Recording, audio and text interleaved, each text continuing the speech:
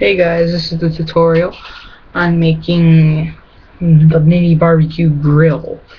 Okay, so what you're gonna need is about 3 cans, as you can see, and some pieces of metal. I wouldn't use electrical wire or anything because it could be very toxic. This is like steel metal or something. Little pieces of like metal, like, I don't know if you can see, but they're round, there's no inside wire, it's like pure metal. So you want to go ahead and get 3 cans. First one, you're just going to want empty, alright, with the lid off. You do not need a hole here, but it would be handy if you had a hole over here. Alright, I'll get to that in a minute. Alright, and you're going to want a soup can. These metal pieces for the thing, which is the steel metal. Hollow this side out and this side out with the can opener. I have a special one, which is pretty cool because I can shut the lids. Alright, now this hole is for if you wanted to add like a barbecue lighter, a tube going up through this hole right here. Or it would be helpful for me, this hole, and that you could have it running from up here, or you could flip the can like this. Better this way because it actually will. This can stand on it like this, but it will just fall into crap that way. So it's better this way. Yeah. So you gotta make a hole here. Hole here.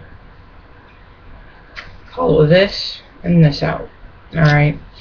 That hole is if you want to add the tubing of a barbecue lighter in the casket. You can control the flame with the thing going up all the way up to here, if you can make that work somehow, whatever. Or if you're going to use a candle like I did, you don't have to hollow it out. It can be still full like mine is. I don't know if you can hear that. But it's a Bumblebee, solid white, albacore, whatever. Want to use the other side, not the piece that you pull, the other side. Alright, now you're just going to want to set that right there in the center, and this will fit comfortably over it. Now, I'll be right back, and I'm going to show you something.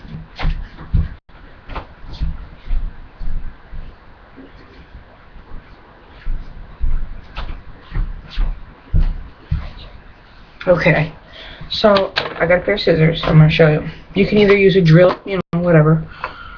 So this, you're going to basically take your bottom one,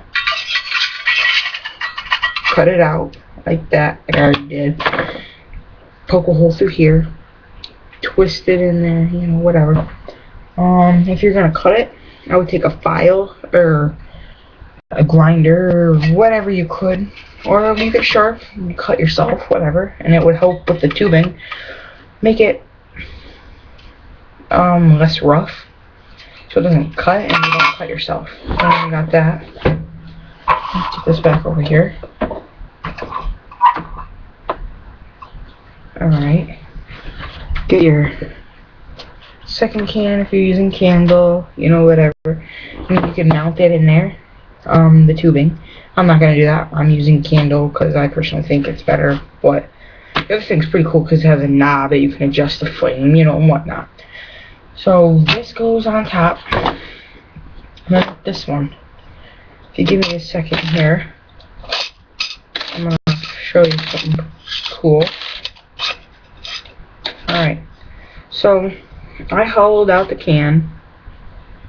Alright, why isn't this so hard to focus in on this? We get a perfect shot to the camera. Alright, that's the inside. You can see the holes on the rims. On the outside, that's for the metal pieces. Now, the cool thing about this is if you add a hole here and here, if you wanted to, you don't have to have this stand.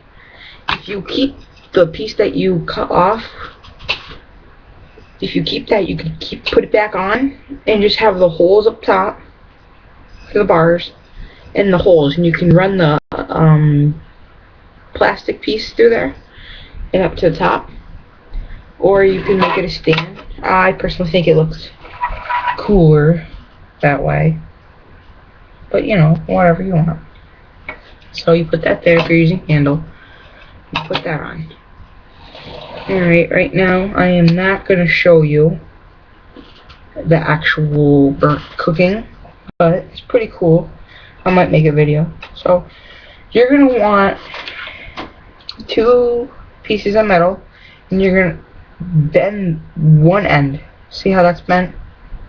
And this side's just flat, because that's going to start it off. So you're going to take it and you're going to find your most easiest holes to put them through. Like that. This is going to stay in it. Okay, everything is going to be really wobbly and movey at first, but that's perfectly normal. Then you're going to take your next one, and you might have to bend them while they're in there to fit the holes, because they're going over each other and crossing and everything. You know, it's not perfect. So then, I wish you would just put them through. Alright, now keep in mind you're going to want 1, 2, 3, 4, 5 of these, 5 or 6 of these.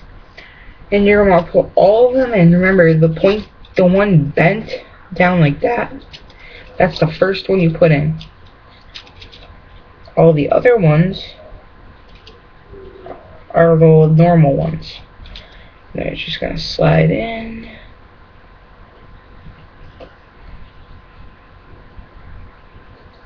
Alright. I sort of messed up here. Give me a minute. I put it in the wrong hole. You're gonna want to make like holes around it, like 1 on both sides, 2, 3, 4, 5 matching sides, you know, everything, and make sure the one that you pushed in that has the bent side of the side is pushed in as far as possible. So then you're going to take your next one. It has the bent piece and the flat side. You're going to find your last hole. This piece is going to really hold it together. You're going to want to wrap it and go under everything you can. Make it super tight so none of the pieces are really going to fall out. And you're going to... It's going to be hard. I really don't suggest taking these apart unless you're going to bring some and stick that through. Now, these are pretty solid now, locked on. Before they used to be wobbly, as you can tell if you're doing this. So then, you go off with something like that. Alright, removable base. That, you know, pretty cool barbecue grill. I used a drill on these holes and these holes up here.